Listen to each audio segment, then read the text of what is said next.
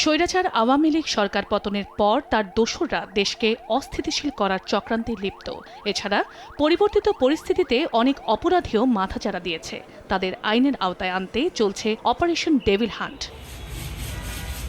সোমবার রাত থেকে মঙ্গলবার সকাল পর্যন্ত গাজীপুর সদর থানার বিভিন্ন এলাকায় অভিযান চালায় পুলিশের একাধিক টিম। এ সময় গ্রেফতার করা হয় ১২ জনকে। এছাড়া মহানগর এলাকা থেকে ধরা পড়ে আরও ৬৯ জন। গ্রেফতারকৃতদের বিরুদ্ধে নাশকতা ও হত্যাসহ বিভিন্ন অভিযোগে একাধিক মামলা রয়েছে। এদের বেশিরভাগই আওয়ামী লীগের নেতাকর্মী বলে জানিয়েছে পুলিশ।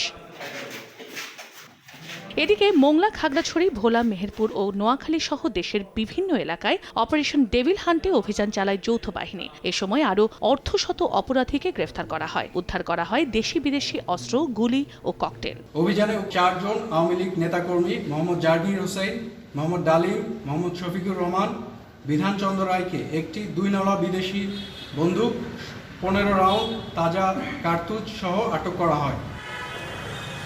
গ্রেফতারকৃতরা বেশিরভাগই পতিত আওয়ামী লীগ ও দলটির সহযোগী সংগঠনের নেতাকর্মী। তাদের বিরুদ্ধে ছাত্র আন্দোলনে গণহত্যা ও বিগত সময়ে নানা অপরাধে জড়িত থাকার অভিযোগে মামলা রয়েছে বলে জানিয়েছে পুলিশ।